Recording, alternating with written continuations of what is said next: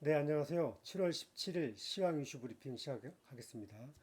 미국 시장이 강세로 마감했기 때문에 우리 시장도 강세가 예상이 됐었죠. 하지만 시장은 까놓고 보니까 급락했죠. 그 이유를 설명드리겠습니다. 자, 17일 이슈입니다. 외국인은 현물과 선물을 팔자로 대응했고 기관은 현 선물을 사자로 대응했습니다.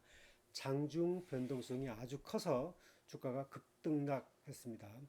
미 증시 사상 최고치. 하지만 우리나라 시장은 메이저 외국인이 매도세로 전환하면서 주가는 하락세로 급락 조정됐습니다.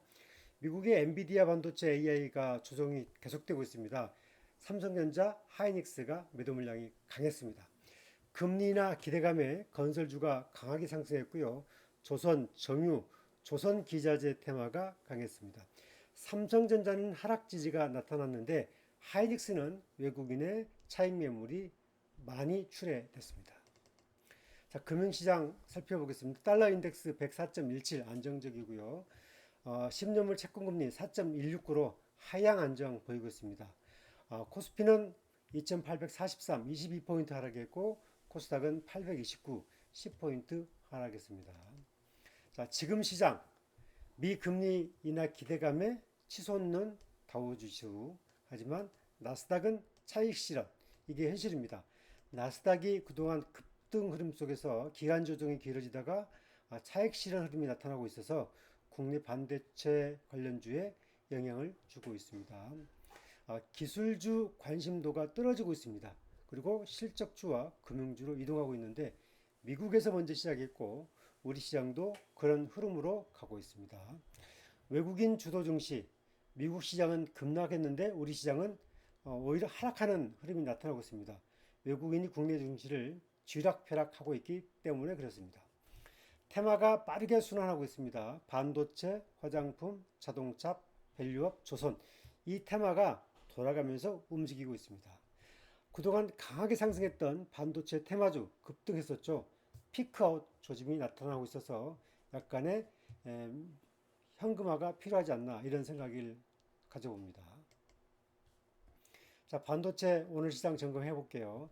삼성전자는 오늘 마이너스 900원, 86,700원 마감했죠. 거래량은 1774만 주, 외국인은 39만 주 매수, 기관은 30만 주 매도입니다. 따라서 삼성전자는 크게 그 제한적 범위 내에서 움직였어요. 장중 강한 지지력이 있었고 막판에 뭐 선물들이 약간 나오면서 하락세가 있었는데 낙폭을 막판에 좁혔습니다. 하지만 하이닉스 좀 다릅니다. 하이닉스는 오늘 하락이 마이너스 11,000원입니다. 11,000원의 마이너스가 있었고요. 거래량은 598만 주. 하이닉스는 오늘 적극적인 차익 매물이 나왔습니다. 특히 외인 182만 주는 완전한 차익 매물을 봐야 되기 때문에 지금은 기존은 홀드할 수 있지만 신규는 불확실성 대비해서 리스크를 적극적으로 강화하는 그런 전략이 필요합니다. 자, 자금 동향 보시면 외국인이 오늘 코스피에서 2,600억 매도, 선물에서 1,279억 순매도 했죠. 하지만 장중에는 선물 매도 포지션이 더 많았습니다. 하지만 막판 3시 넘어서 매물을 좀 선물을 좀 줄이면서 선물 매도 포지션에서 한 1,500억, 2,500억 정도가 줄어들었습니다. 기관은 현물, 선물 다 순매수했습니다. 오늘 강한 테마는 뭐 건설, 그 다음에 정유, 조선, 남북 가스관 사업, 그리고 조선 기자재 이런 종목군들이 강했습니다. 오늘 외국인이 산 종목은 삼성중공업 강했고요. 하나엔진, 조선주가, 조선 기자재 이런 종목군들이 강했고 기관도 삼성중공업 매수가 많았고 그 다음에 원전, 두산 에너빌리티 원전주를 좀 샀고요. 또 건설주 샀고 이런 종목군들을 강하게 많이 샀습니다. 그 다음에 한국전력도 꾸준하게 사고 있습니다. 자원주 점검하겠습니다. 포스코 인터내셔널은 오늘 52,400원, 1,600원 하락했고요. 거래량은 73만 주 됐습니다. 외국인은 22,000주 샀고 기관은 22,000주 팔았고 다음 주에 실적이 발표가 되죠. 잠깐 종목으로 한번 가서 지표 한번 보고 가겠습니다.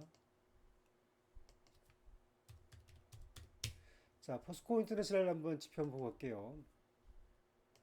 지금 포스코 인터내셔널 지표를 보게 되면 주가는 지금 이 모양 되어 있죠. 지금 일봉 보시면 거래가 지금 오늘 70만 주대니까 많이 떨어졌어요. 그죠? 거래가. 그리고 뭐 주가도 지금 계속 그 7만 원대에서 이렇게 쭉 이제 계속 양봉 한 번 없이 이렇게 떨어지잖아요. 양봉 한 번 없이 계속 슬금슬금 거래가 계속 줄면서 떨어지죠.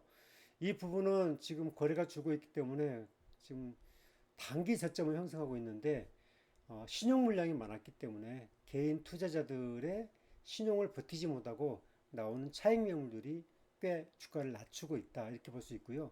현재까지는 여전히 대왕거래 가스전 테마가 어떻게 진행되느냐에 따라서 단기 주가의 변동성이 좀 살아있다 그렇게 볼 수 있고, 그리고 다음 주 발표되는 실적이 컨센서스에 부합한다면 그나마 다행이고, 만약에 이제 컨센서스에 좀 뭐 떨어진다거나 또는 그 컨센서스보다 주가가 좀 실적이 더 좋아질 경우에는 주가는 조금 더 탄력적으로 움직일 가능성이 있다 이렇게 보시면 되고, 지금은 구태여 이 종목을 뭐 자르거나 그럴 이유는 없을 것 같고 약간의 좀 버티는 그런 지혜가 필요할 때가 아닌가 그렇게 보고 있습니다.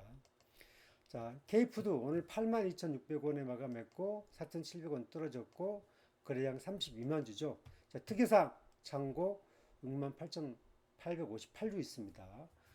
그리고 전일 대비 1,818주가 줄었어요. 잔고는 거의 없습니다. 이 종목은 좀 지표를 좀 보게 되면 조금 특이사항이 있어요. 이것도 좀 보게 되면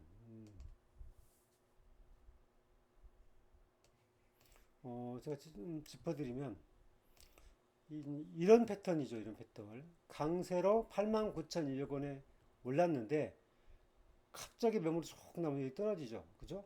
그리고 또 반등하는데 매물 들어오면 또 떨어뜨리고 또 떨어뜨리고. 근데 이 부분은 저는 이렇게 봐요. 이제 생각은 다른데 이 부분은 분명하게 올해 영업이익이 1,900억 되고 작년보다 약 45% 정도 영업이익이 늘어나거든요. 매출도 늘어나요. 사실 이렇게 그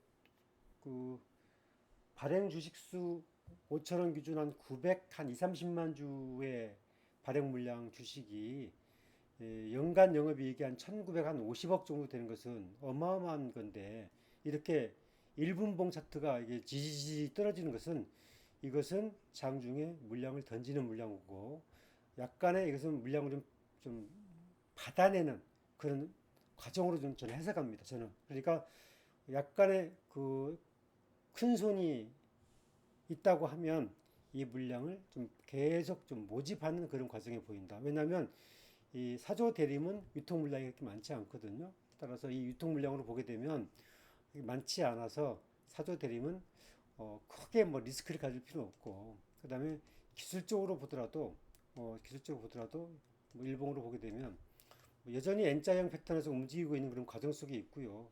그 다음에 주봉으로 봐도 여전히 이제 이 박스권의 기간 조정에서 살아 있고, 그리고 월봉으로 봐도 여전히 흐름은 살아있는, 세우고 있는 과정이 맞다. 그래서 이 부분은 단기에 막 급하게 대출 받아서 투자했거나 아니면 뭐 신용을 강하게 투자했거나 그러지 않고 나는 이 실적을 믿고 갈 거야 한다고 치면은 좀 분기별 실적을 보면서 가도 크게 문제가 없지 않겠나, 좀 그렇게 보고 있습니다.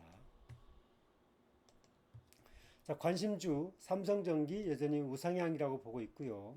2차전지는 오늘도 약세를 보이고 있는데 하단 박스권을 계속 형성하고 있다. 그래서 이 부분 2차전지는 급등하는 반도체보다 차라리 똘똘한 하락 조정 잘 받은 2차전지 하나를 좀 잘 이렇게 압축해서 비중을 좀 조금씩 받아가는 전략, 이것도 좋은 전략이지 않겠나 그렇게 보고 있고요. LG 디스플레이 올해 관심 있게 봐야 될 종목이고 올레드로 업종이 변환되어서 실적이 좋아지고 있기 때문에 이거 완전히 관심을 계속 갖고 눌릴 때마다 이것도 좀 공략해 볼 필요가 있고요. 포스코홀딩스도 밸류업으로서도 관심을 갖고 2차전지 저점으로서도 관심을 가질 종목이지 않겠나 그렇게 보고 있습니다. 관심주 분석. 지금 시장은 순환 장세고요. 조선, 화장품, 전선, 자동차, 금융이 계속 돌고 돌아요. 아마 여러분이 시장을 좀 지켜보면 이 종목에서 어느 종목군들을 사야 할 것인가는 대충 느낌이 올 거예요. 뭐 실리콘투, 삼성중공업, 하나엔지, 그다음에 현대, LS 일렉트릭, 전선주 이 종목군들이 계속 순환하기 때문에 여러분들이 좀 급하게만 먹고 있지 않으면 잘 모니터링 하시면 아마 그 사이클을 맞춰 가실 수 있을 겁니다. 자, 증시 환경 변수 중요합니다. 금리 인하는 현실화되고 있는데 아울러서 경기 둔화 우려감이 좀 부담스러운 흐름이 있고요. 미국 기술주의 피크아웃 우려가 좀 있습니다. 하반기 실적은 더 좋다고 하는데 단기 피크아웃이 우려되고 기간 조정은 예상이 될 수도 있다. 이걸 좀 참고하셔야 되고요. 외국인이 선물을 대량 매도를 통해서 장세 급변 우려가 있다. 따라서 여러분들이 수익난 종목군에 대해서는 현금 비중을 항상 2, 30%를 유지해서 리스크를 좀 관리하는 전략이 필요하다. 이런 부탁을 드리겠습니다. 그리고 그 내일의 일정 보겠습니다. 대만의 TSMC가 실적을 발표하고요. 트럼프 전 대통령 공화당 후보 수락 연설이 있고, 메리 데일리 연방은행 총재 연설이 있습니다. 어떤 얘기 하는지 금리와 관련해서 또 보만 이사 연설이 있습니다. 그리고 로건 델러스 연방은행 총재 연설이 있으니까 이분들의 연설들 내용을 잘 눈여겨 보시면 되겠습니다. 그리고 이제 넷플릭스 실적 발표, 그리고 미국의 주간 실업수당 청구 건수, 주간 실업수당 청구 건수가 늘었냐 줄었냐도 향후의 금리 인하 흐름 속에서 매우 중요한 참고 지표가 되니까 여러분 눈여겨 보시기 바랍니다. 자, 시장이 뭐 오를 때도 있고 하락할 때도 있습니다. 하지만 여러분이 소신주, 압축하는 종목, 그리고 급하지만 않으면 저는 항상 승산은 있다. 그렇게 말씀을 드리겠습니다. 저는 최선을 다하겠습니다. 아침 밤 9시 30분 라이브가 오늘 진행이 됩니다. 자, 좋아요, 구독하기 꼭 좀 부탁드립니다. 그냥 가지 마시고 좋아요, 구독하기 해주시면 저한테 큰 힘이 됩니다. 감사합니다.